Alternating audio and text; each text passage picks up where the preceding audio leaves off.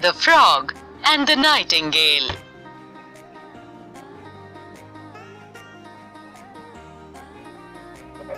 Once upon a time, a frog croaked away in Bingle Bog.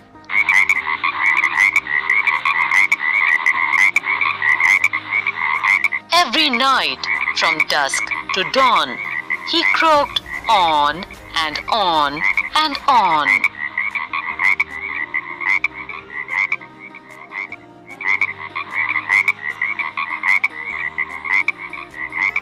Other creatures loathed his voice, but alas, they had no choice.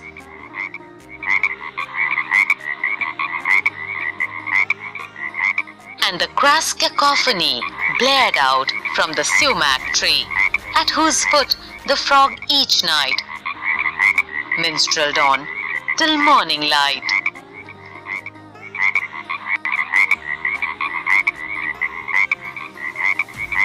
Neither stones, nor prayers, nor sticks, insults or complaints or bricks, stilled the frog's determination to display his heart's elation.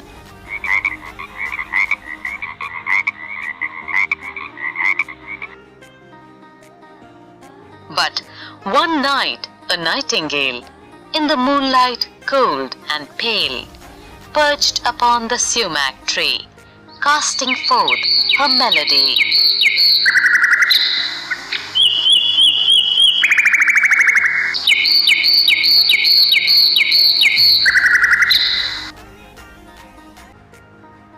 Dumbstruck sat the gaping frog, and the whole admiring bog stared towards the sumac, rapt, and when she had ended, clapped.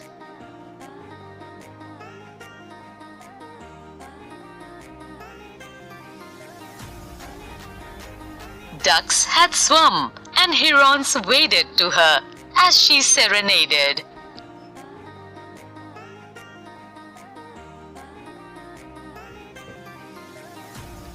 And a solitary loon wept beneath the summer moon.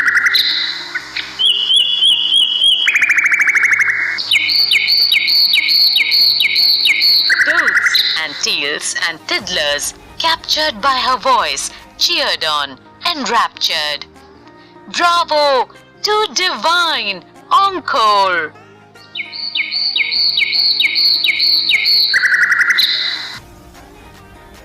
So the nightingale once more, quite unused to such applause, sang till dawn without a pause.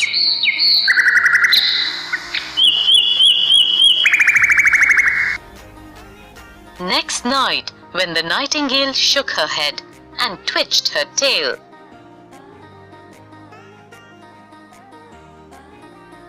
closed an eye and fluffed a wing, and had cleared her throat to sing,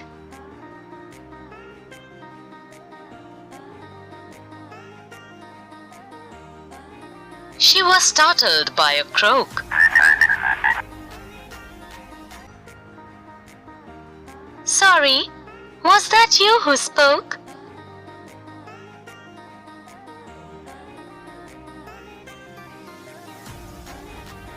She inquired when the frog hopped towards her from the bog.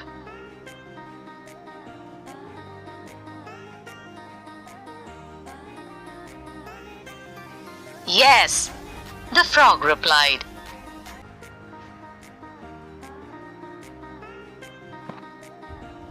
You see, I'm the frog who owns this tree.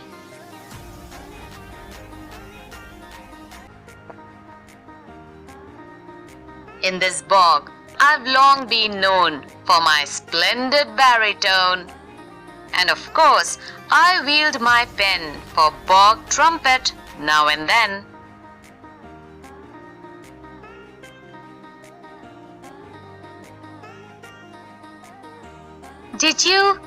Did you like my song?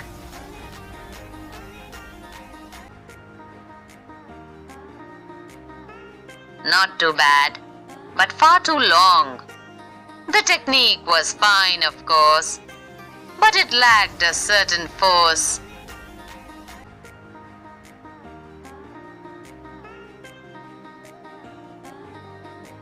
Oh, the Nightingale confessed, greatly flattered and impressed that a critic of such note had discussed her art and throat.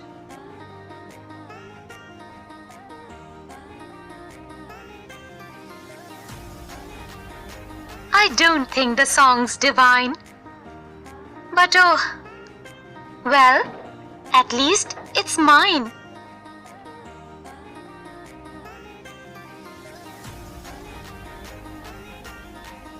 That's not much to boast about, said the heartless frog.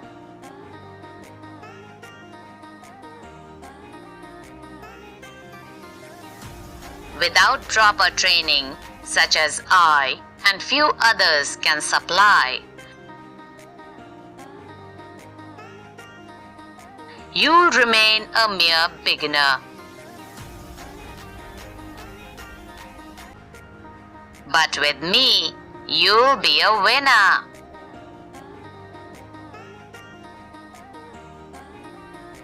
Dearest frog, the Nightingale breathed, this is a fairy tale, and you're Mozart in disguise, come to earth before my eyes.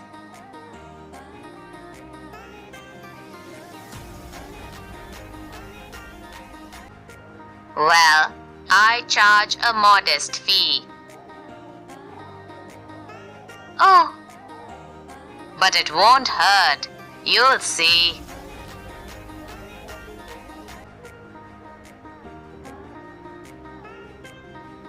Now, the Nightingale, inspired, flushed with confidence, and fired with both art and adoration,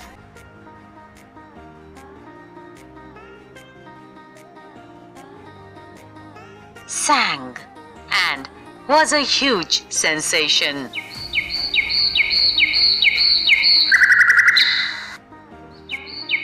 Animals for miles around flocked towards the magic sound.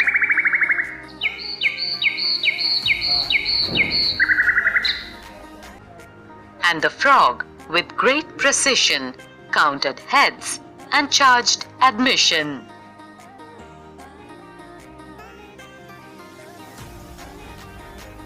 Though next morning it was raining, he began her vocal training.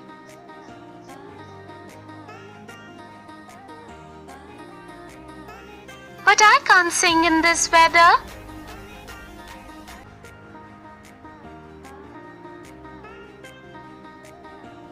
Come, my dear, we'll sing together. Just put on your scarf and sash.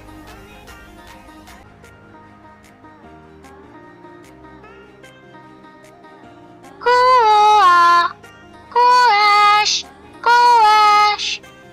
Go-ah, go-ash, go-ash. So the frog and the Nightingale journeyed up and down the scale.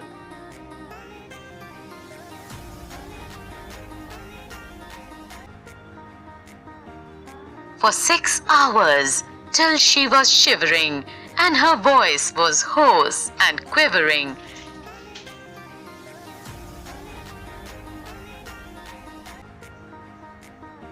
Though subdued and sleep deprived, in the night her throat revived.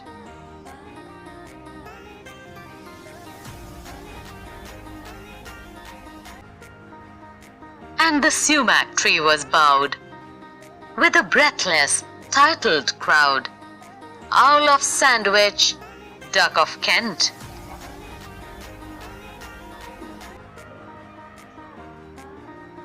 My Lord and Milady Trent, Martin Cardinal Mephisto, and the Coot of Monte Cristo.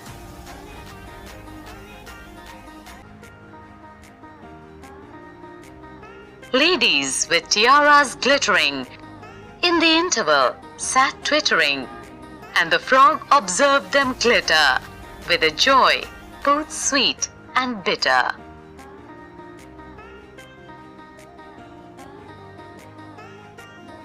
Every day, the frog who'd sold her songs for silver tried to scold her.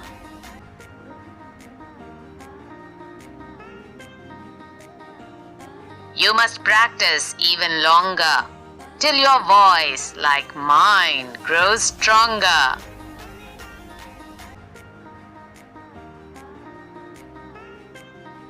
In the second song last night, you got nervous in mid-flight.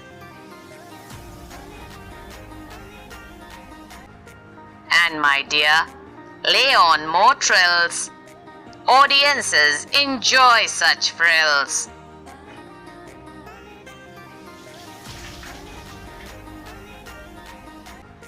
You must make your public happier. Give them something sharper, snappier.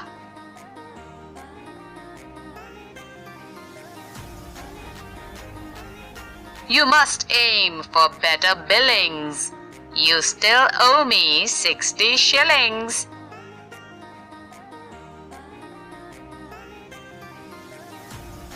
Day by day, the nightingale grew more sorrowful and pale.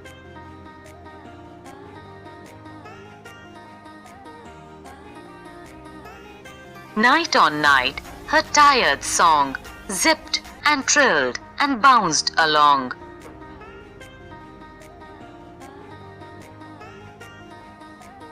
Till the birds and beasts grew tired at a voice so uninspired.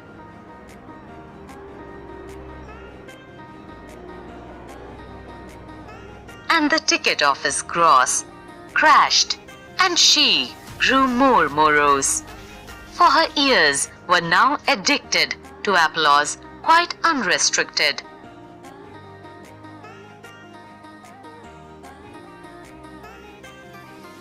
And to sing into the night all alone gave no delight.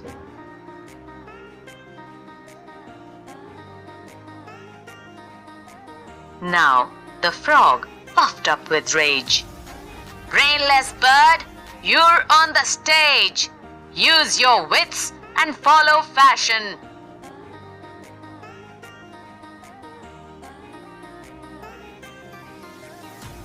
Puff your lungs out with your passion.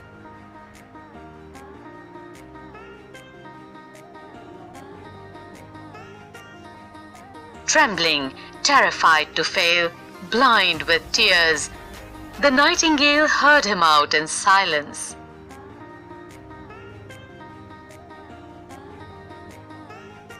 Tried, puffed up, burst a vein, and died.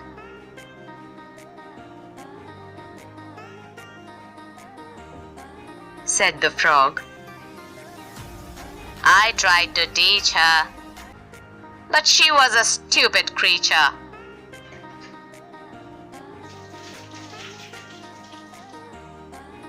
Far too nervous, far too tense, far too prone to influence.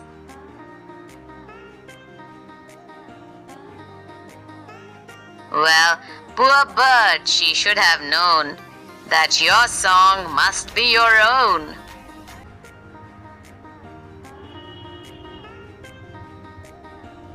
That's why I sing with panache.